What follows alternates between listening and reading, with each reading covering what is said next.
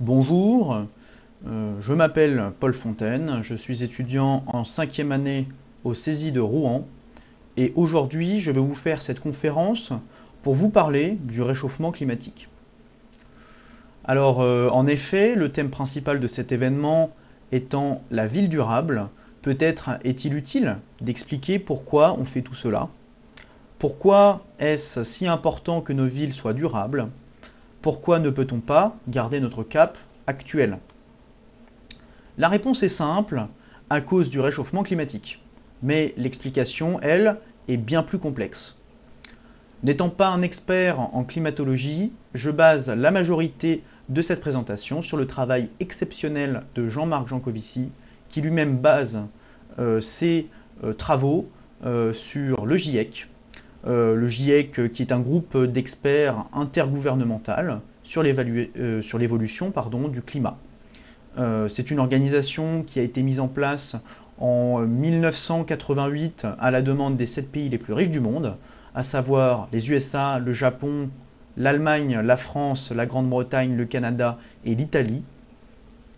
Son rôle est d'expertiser l'information scientifique, technique et socio-économique qui concerne le risque du changement climatique provoqué par l'homme. Il ne s'agit donc pas d'un laboratoire de recherche, mais d'un organisme qui effectue une évaluation et une synthèse des travaux de recherche menés dans des laboratoires du monde entier. C'est donc pour ça que je la considère comme une source fiable quand il s'agit de discuter du changement climatique.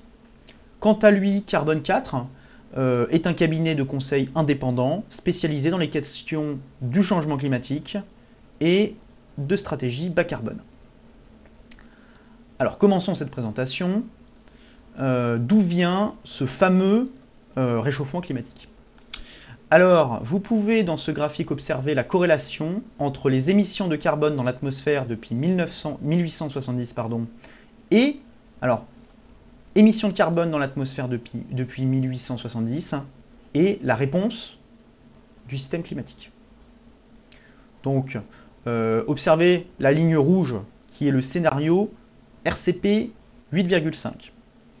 C'est le scénario où l'on continue d'augmenter nos émissions de CO2, c'est-à-dire que tous les ans, on en met plus dans l'atmosphère que l'année précédente. Alors, qu'est-ce que nous dit ce scénario? C'est que si on fait ça, en 2100, il fera 5 degrés de plus. Voilà, c'est carré. 5 degrés de plus. Ce scénario, c'est la direction que nos gouvernements prennent actuellement. En gros, on ne fait rien.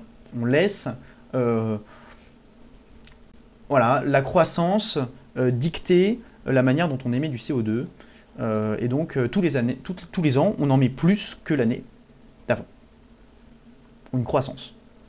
Croissance en émissions. Donc, je vous rappelle que nos dirigeants se sont mis d'accord sur 2 degrés d'augmentation maximum. Et ils ont appelé ça l'accord de Paris. Donc, comme vous le voyez sur ce graphique, pour rester en dessous des 2 degrés, il faudrait d'ores et déjà avoir commencé le scénario RCP 2,6. Et qu'est-ce que c'est que le scénario RCP 2,6? C'est le scénario où nous arrêtons dès demain matin d'augmenter nos émissions de CO2. Donc, pour résumer, notre gouvernement s'est mis d'accord sur un objectif qui est absolument impossible à atteindre. Parce qu'on a dit pas plus de 2 degrés, mais si on veut pas plus de 2 degrés, il fallait baisser, mais il ne fallait pas continuer d'augmenter. Aujourd'hui, on continue d'augmenter. Voilà. Alors, vous me direz peut-être, au pire, je m'en fous. Qu'est-ce que c'est que 5 degrés en 2100? Voilà. Donc, 5 degrés, ça ne vous paraîtra peut-être pas si énorme. Et peut-être même que vous me direz qu'on ne va pas bousiller notre économie et notre système pour 5 degrés. Alors, voici une carte. Voilà, une carte décrivant les différents écosystèmes composant l'Europe il y a 22 000 ans. Cet écosystème n'a absolument rien à voir avec notre écosystème actuel. Comme vous pouvez voir, notre Norvège est recouverte par 2 km de glace. Le niveau de la mer est tellement bas qu'on pourrait aller se battre avec les Irlandais à pied.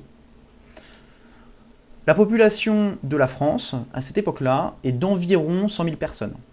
Donc 100 000 personnes, c'est tout ce que peut produire en termes de ressources la France, l'écosystème France, il y a 20 000 ans. 100 000 personnes, c'est le max que peut maintenir en vie la France. Il ne peut pas y avoir plus de monde, car il n'y aurait pas assez à manger. Donc on ne fait pas plus de gamins. Donc ensuite, voilà, quelques milliers d'années plus tard, c'est-à-dire il y a 13 000 ans, on peut voir qu'on peut toujours aller en Angleterre à pied, mais il y a beaucoup moins de toundra. L'homme n'est pas non plus à son avantage dans cet environnement. Ensuite, commencent à apparaître les forêts et l'homme prend possession des lieux.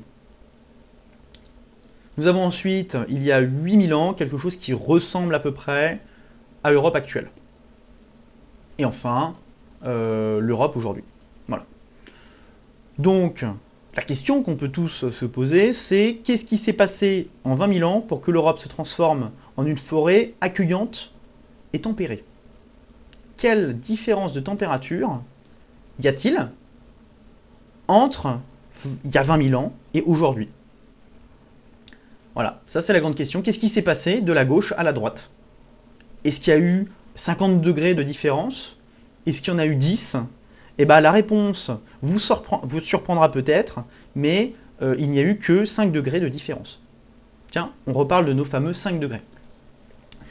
Donc, en fait, il y a 20 000 ans, il faisait 5 degrés de moins en moyenne qu'aujourd'hui. Donc, 5 degrés, c'est tout ce qu'il faut pour faire fondre toute la calotte glaciaire et faire augmenter le niveau de la mer de 120 mètres.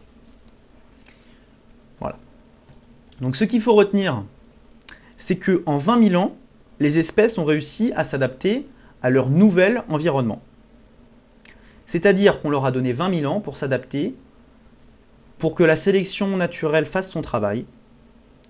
Mais là, quand on dit 5 degrés en 2100, c'est 5 degrés en 100 ans. C'est du jamais vu sur la planète Terre. Nous n'avons aucune idée de ce que cela signifie, car jamais un changement de température n'a été aussi brusque. Quoique si, c'est déjà arrivé, et depuis, il n'y a plus de dinosaures. Alors, le réchauffement climatique, maintenant qu'on a compris que c'était un sujet important, la question ce serait comment le ralentir. Donc notez que j'ai barré le mot stopper car c'est absolument impossible. On a mis du CO2 dans l'atmosphère et le temps qui se barre, la température va augmenter. Donc, pour ralentir ce réchauffement climatique, il faudrait baisser drastiquement nos émissions de CO2 dans l'atmosphère. Il faudrait, par exemple, pour le scénario RCP 2,6. Comme vous voyez, le RCP 2,6, on a une augmentation entre 1 et 2 degrés, à peu près. Donc c'est le minimum qu'on prévoit de faire. Donc pour réussir ce scénario RCP 2,6, il faudrait qu'on baisse nos émissions de CO2 de 5 degrés pendant... de 5%, excusez-moi. Il faudrait qu'on baisse nos émissions de CO2 de 5% par an. Donc, tous les ans, 5% de moins que l'année d'avant, jusqu'à ne plus rien, comment dirais-je, jusqu'à ne plus rien émettre du tout. Donc je ne vais pas vous expliquer comment l'augmentation des émissions de CO2 est liée directement à notre PIB, mais sachez que baisser aussi drastiquement nos émissions de CO2, il va forcément y avoir de la décroissance. C'est le mot qu'on entend à tout va, mais la décroissance, il y en a eu quelques-uns des épisodes de décroissance dans notre dernier centenaire, et je parle bien sûr de la crise de 29, qu'on a nommée la Grande Dépression, le choc pétrolier de 73 et de 79, sans parler de la grande récession de 2007. Et la grande dernière en date, la grande dernière crise économique, où voilà, vous me direz peut-être si une crise économique, je ne sais pas quel âge vous avez, mais peut-être que ça ne vous touche pas, la dernière crise économique, c'est celle de la Covid-19, comme on dit là. Voilà, donc vous pourrez me dire si une crise économique c'est marrant ou pas. En tout cas, moi, celle de la Covid ne me fait pas franchement rire. Donc voilà, en d'autres termes, ça va être compliqué de réduire nos émissions de CO2 parce que ça va pas être agréable et donc on va pas tous s'y lancer gaiement. Maintenant qu'on a compris qu'il fallait baisser, la question ça pourrait être de savoir où mettre le pied sur le frein. Voilà. Et pour ça, je vous ai préparé voilà, ce graphique en camembert qui nous affiche les émissions de CO2 directes. Alors attention, pas les émissions indirectes. Donc c'est-à-dire que les émissions directes, c'est voilà, on observe d'où vient la fumée noire qui s'élève dans notre beau ciel bleu. Donc, d'où vient la fumée?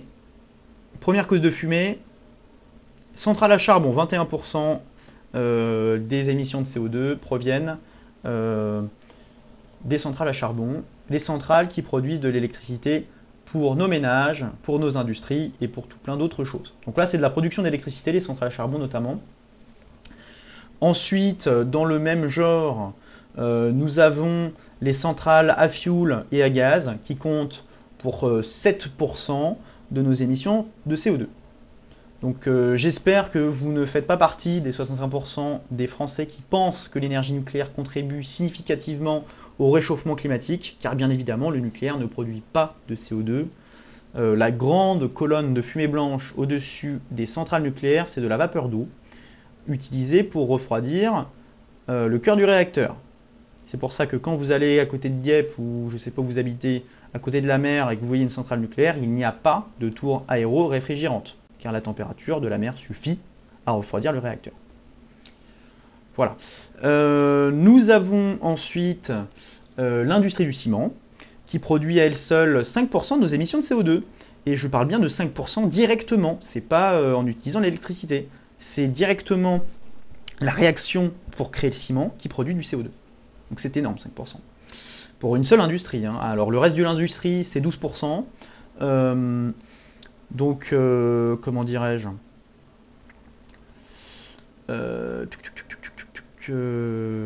c'est 12%. Donc là, on a notamment l'industrie de la métallurgie, qui produit beaucoup de CO2. Voilà. Les bâtiments où on est à 5%. Donc bâtiment, en fait, c'est surtout le chauffage et la clim.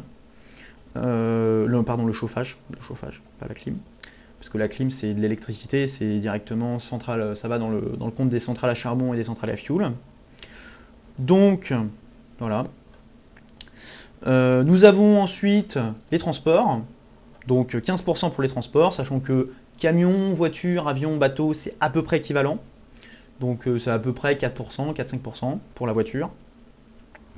Quand on parle du problème de la voiture, voilà, on dit que la voiture, il faut vraiment réduire la voiture. Oui, mais c'est un problème qui est du même ordre que le ciment. C'est-à-dire que c'est à peu près la même importance, quoi. C'est pas plus, pas moins. Ensuite, on a l'agriculture à 20%. Donc là, c'est les engins agricoles et la production de viande bovine. Parce que vous savez que les déjections des bovins produisent du carbone. Et ensuite, bon, voilà, on a 8% pour la déforestation. Donc c'est pas l'essence des tronçonneuses, hein, mais c'est bien le fait de foutre le feu aux bois, aux forêts. On crame les forêts pour avoir de la terre cultivable. Et on a 7% de autres. Alors autres, vous pouvez y mettre le traitement des eaux, vous pouvez y mettre le recyclage, vous pouvez y mettre tout un tas de choses, la gestion des déchets. Voilà. Bon, alors pourquoi est-ce que où est-ce que j'y trouve en fait un rapport avec la ville durable? Pourquoi je vous raconte tout ça? Parce que la ville, c'est le ciment. La ville, c'est l'utilisation d'électricité, c'est l'utilisation de multiples moyens de transport, et nos villes doivent être pensées pour réduire au mieux, au maximum en fait, ces émissions. Parce que sinon, vous pourrez construire la ville la plus tech que vous voulez, eh bien, elle ne sera pas durable, elle ne durera pas dans le temps. Euh, voilà. Je vous remercie de votre attention et je vais maintenant arrêter cette présentation puisque ça fait un petit peu plus que 15 minutes. Je vous remercie et puis j'espère que vous apprécierez le reste des conférences sur le thème de la ville durable. Merci beaucoup.